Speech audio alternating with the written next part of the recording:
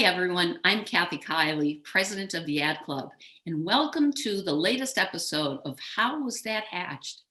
In this series, we talk to some of the greatest creative talent in our industry, and we explore how the winning work from the Hatch Awards was actually created.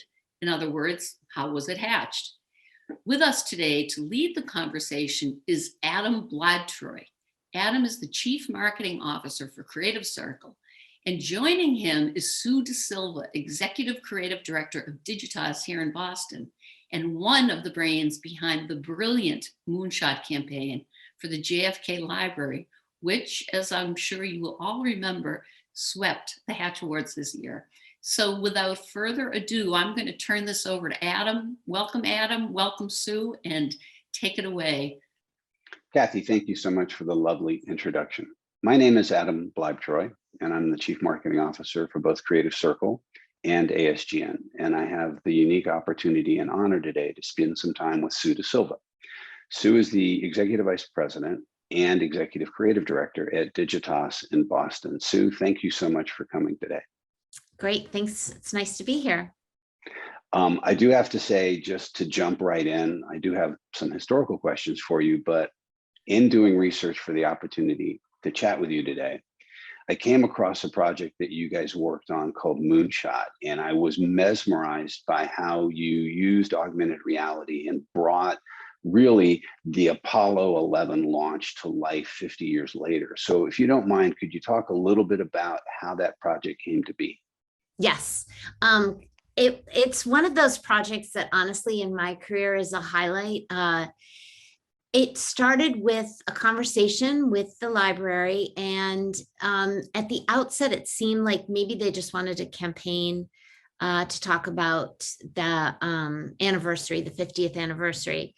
But as we started to dig in and we pulled in one of our creative directors, Mark Phillip, and a team in Digitas Boston, as we started to realize the potential of it, we knew we had to recreate that experience. The big insight being that so many of the generation, even like my generation and before, don't even associate President Kennedy with the space program, with Apollo 11, and how, and to have the library be relevant again, to have that story be relevant again.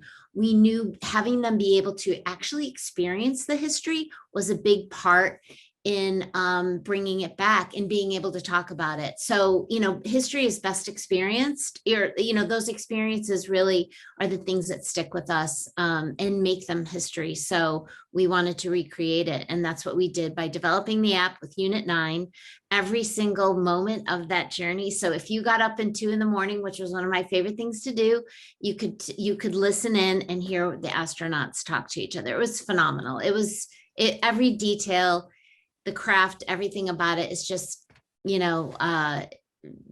one of those career highlights for sure. And seeing the team bring it to life with so much passion was also, just as a creative director, an incredible opportunity and for me. I was astounded by the sort of sizzle recap reel that you all have online, where you have hundreds and hundreds of people standing outside, looking at their phones through an augmented reality, watching the Apollo capsule launch. Just hats off to you and the team and the thousands of man hours and women hours that went into the creation of that. Yes. Wow. One of my favorite shots from that was there's a little girl, I forget where this was from, maybe California, but she has her helmet on, like her space helmet, astronaut, and she's looking, it's AR, but she's looking, and it was amazing. We got one from Russia, just the people that were so into it. There are a lot of people who love space, but we got a lot of people who just knew nothing about it, who this was a reason to engage. And seeing the life in your face as you talk about it sort of leads me to the next question. And again, just congrats, albeit a year or two after the production of it, to you and the team, because it was just beautiful. So you clearly love what you do. What was your path to becoming a creative director and in the creative process? My path was fairly straightforward, although a few twists and turns. I went to school for illustration, actually went to college for illustration, and realized probably sophomore, junior year, I wasn't probably going to ever make a living as an illustrator. And I was gravitating towards advertising design. So I graduated from Syracuse, advertising design. My first job was at McCann Erickson. Then I took a bit of a detour and did more design for a few years. And then I got back into more art direction on the advertising side and went to Boston, San Francisco. After New York, it was Boston, San Francisco, and now back in Boston. But I'm one of those people it's kind of been a steady climb. For me, it's always been about the people that I've been able to work with and being able to have a range of opportunities across different clients and mediums. So I've just kind of like stuck with it, I guess. Wow. With a few twists and turns. few twists and turns. Yeah. So early in your career, you were taking ideas from your head and illustrating them, and then you sort of got into the overall world of advertising, where you're handed a brief or you have a conversation with a client, or at that point you're probably an account executive. So you now manage teams, you now manage projects, and I would imagine your day-to-day original ideation has lessened, and there's a higher degree of motivation and management. What's it like to manage creative people and to manage process versus solely being in the original ideation part? It's a great question, and it takes some time to get used to not being the one who is trying to solve it all the time. Now I can honestly say one of my greatest joys is seeing the teams come up with it, crack it. You know what I mean? When they nail it, when they figure it out, when you can see it unlock for them.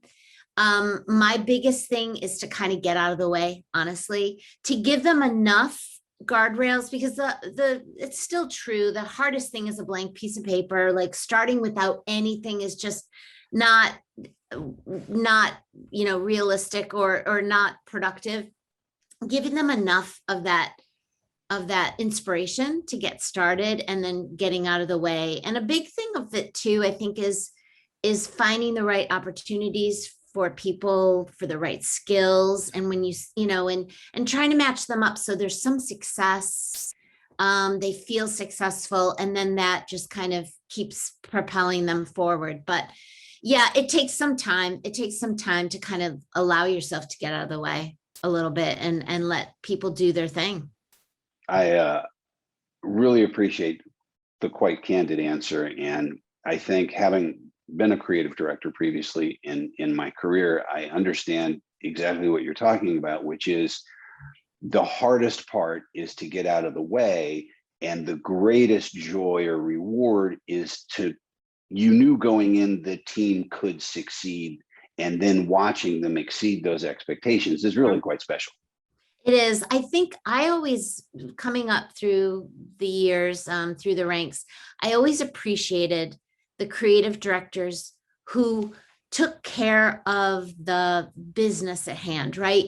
They made sure we had what we needed. They represented us in the room to the clients. I mean, it's hard, you're not always going to be able to sell your idea the first time around, all of those things. But if I knew that creative director had my back and was giving me that space and allowing me to kind of figure it out, that's what I have tried to do for the teams since, that now I get to support and help lead. So yeah, that's a big thing for me, is to have them know that I support them creatively and want to give them the space to figure it out. That's awesome. And by the way, are you accepting applications? Because I'd be happy to come work for an ECD like you. That's really, truly thanks for that. Hopefully most people feel that way on most days. Yeah, and life is life, Yeah. but certainly keeping an even keel. So, I mean, I go back to four color separations and before digital pre-press, right? So I'm older than some mounds of dirt that that the dig, dug up a couple of years back. So, how have you seen advertising change? And this is an interesting question, but technology is allowed for speed and rapidity, but ideas remain, I think, the same. How would you sort of answer this question of the modern world that moves much faster, but where ideas and how they come to life? Yeah, it's so interesting. Again, having it, through the years and coming up and seeing some seismic shifts in the agency world, in the industry. The idea itself is still critical. I think now we have to think of all the places and spaces. We have to think about the platforms. We have to think about who we're talking to at any given point. That's what's kind of exciting for me, being at a place like Digitas, being at Digitas, where we talk a lot about media fuel creativity. That media piece to me is super exciting. Like, what are people doing, watching, when and where, and how you can take an idea and really, a good idea is going to work across those touch points. It's going to pull through. It won't all match, but the consumer will understand what it is, who it's from, what you're talking about. I think of in Boston, like a great idea that they're doing over at Arnold's with the therapist whose name I'm now forgetting, Dr. Rick. I love that idea, and it works everywhere. Like, that's an example of amazing script writing, and yet when he pops up in other places, it's an idea that works across the board. So yeah, I mean, you still want to be able to crystallize it into that thing, that clear takeaway. What is the one sentence? How do you say it succinctly so people get it instantly? That is just something we're always working on as creatives. Always, always, always. And then you get to play in other spaces and see how it works and how it sticks. Got it. Really, really helpful. Thank you. When you say idea, I hear stories, something that has an emotional resonance or connection. And again, older times, you had very limited media channels. Now you have literally thousands and thousands. So how has the process of analytics and data come to impact your creative work and how you guide your teams? I mean, it's a tool in our toolbox, right? When I think of an idea, I think of the idea of Moonshot, for instance. The idea was very simple: recreating the Apollo 11, the recreation of the Apollo 11. Simply put, that's what we wanted to do. Then how do you bring it to life? We use all the tools in our toolbox. So it can't be just about data. Data is one of the things that could help in a certain place or space who we're talking to, help make it resonate a little bit more, perhaps. There's a lot on the back end of it. And sometimes we retool things to resonate, to continue them or respond to how people are getting that information or understanding your idea. But I think the key is to really try to understand who you're talking to, what it is, where the brand is at, and then using all of those things at your disposal, and working across those capabilities who understand that and can help you use those tools. I love the answer that the focus is on the idea, the audience, the story, and use analytics and technologies really as tools in the toolbox. So, Yeah. So beautifully said. So 14, 15, 16 months ago, through them all the way back to the beginning of your career, you would walk out of your office, your cubicle, your creative space, and have your team. And you could go to the coffee machine, you could go to the lunchroom, you could sit down and have a face-to-face chat and ask how you're doing. And pets and spouses and partners and kids, and now you're all in individual spaces scattered everywhere. How has the process of managing your creative teams gone during this COVID time? Well, I am so amazed and appreciative of the team.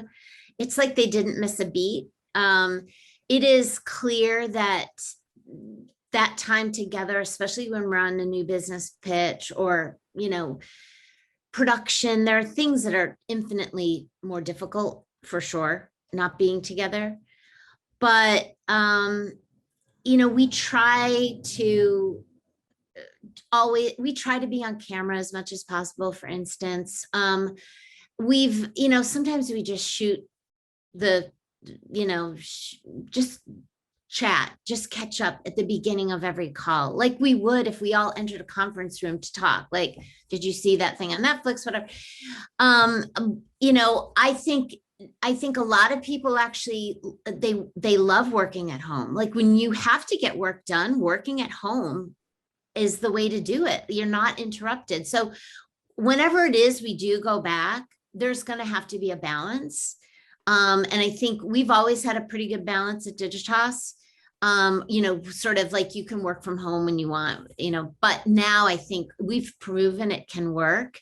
And so we'll find those times where it makes sense to be together, when we need to see each other, when somebody needs time to work, go do it, do your thing. But there are good days and bad days. There are days I just Right. like crave seeing the team. There are other days, it's like, okay, I can do this, but I'm so applaud the team in general. They've done an incredible job, not missing a beat, in my opinion. That's great to hear. And it's also great to hear that you expect sometime in the future, none of us know when, that you'd go back to a staggered schedule or a partial work schedule. I think we all crave some degree, particularly in the creative space, of human contact, of being in a room once it's obviously safe and appropriate. Going back to some career stuff, I also did a little research, and you're involved with MGH Aspire, which is a program really dedicated to supporting those with autism. So how does the sort of pro bono component of your work, does it feed a part of you? Does it provide balance for your creative life? How does that work?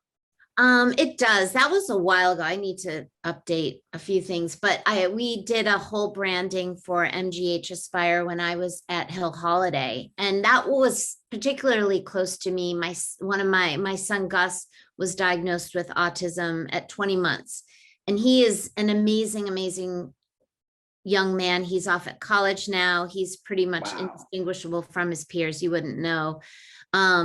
But I've always, and that's part of NEDS, to New England Disabled Sports. So I had an affinity, just personal connection to the folks there, and they reached out to us. And then I stayed on the advisory council for a little while, even after leaving Hill Holiday. I just think it's great to get outside of yourself, get outside of your day-to-day, to do things that have meaning, that have impact, that make you flex different muscles.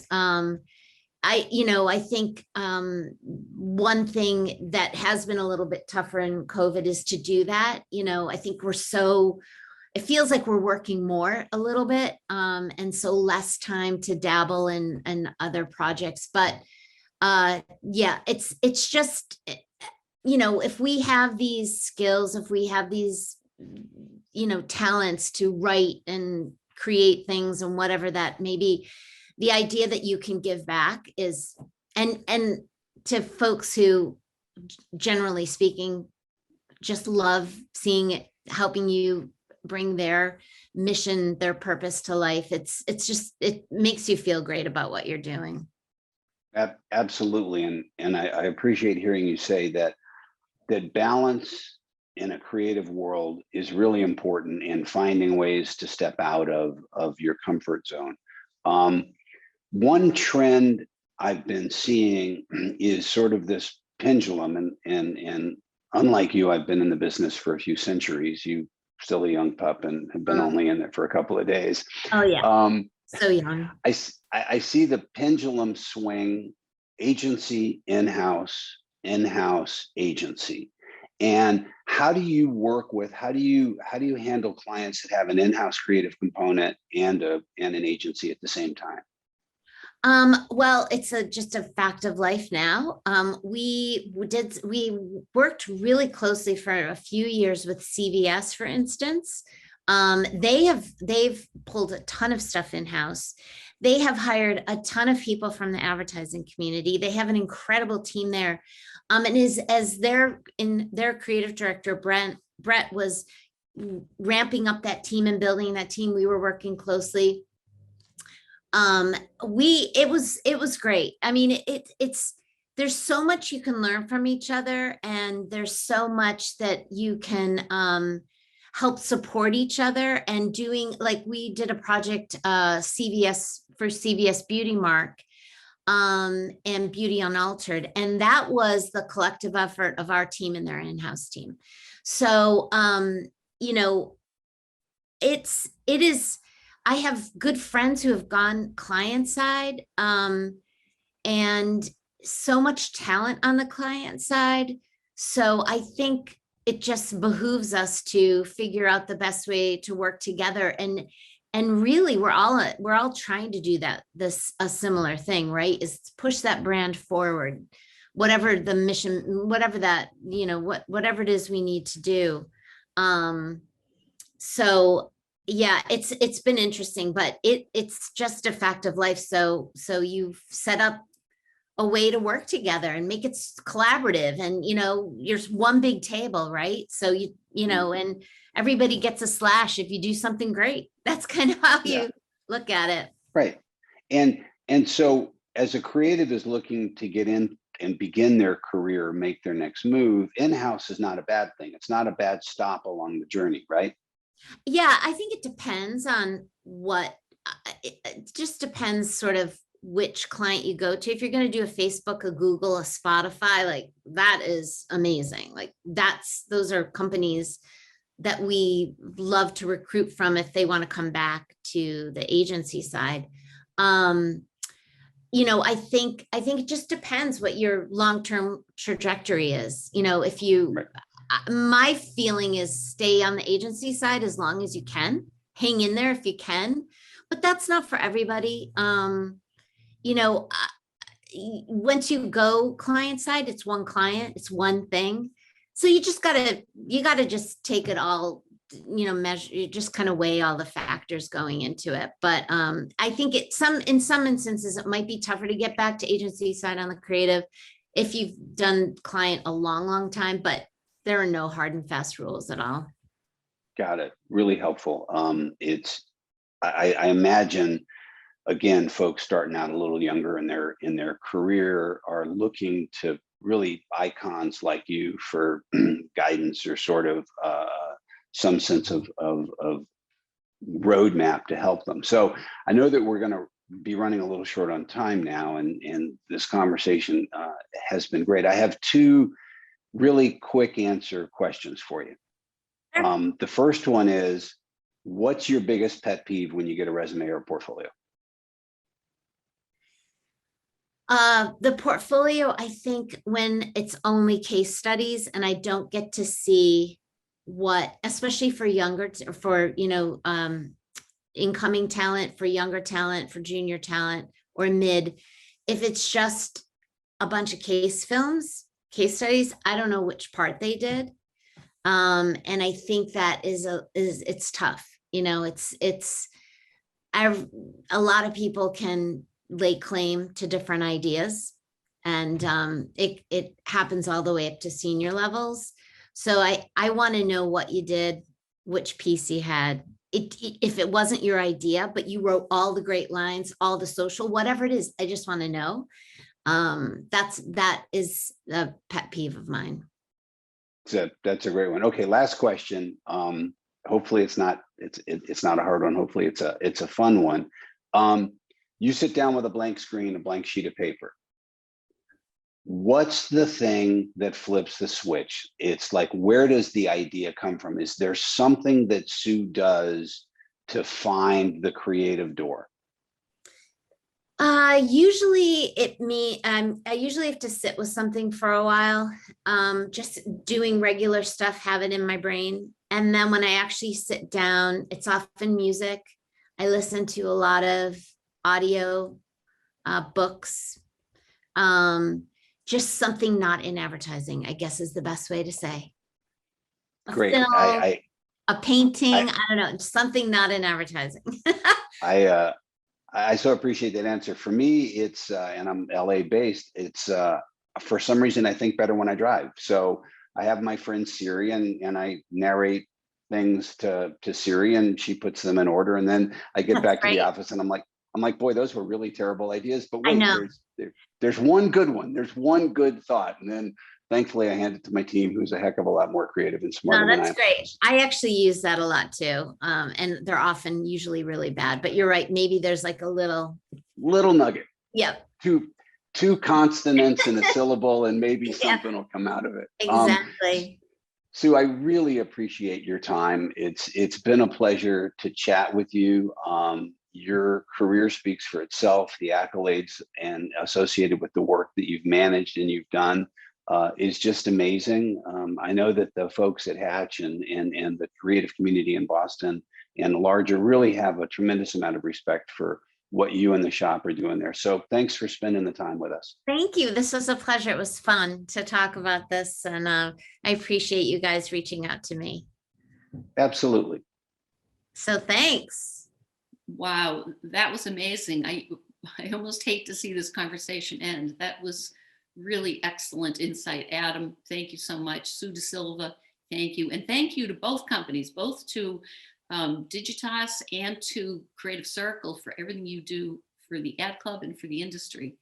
And all of you, thank you for joining in. We will continue this program. This is getting a great response. So watch for our announcements of further episodes of How Was That Hatched?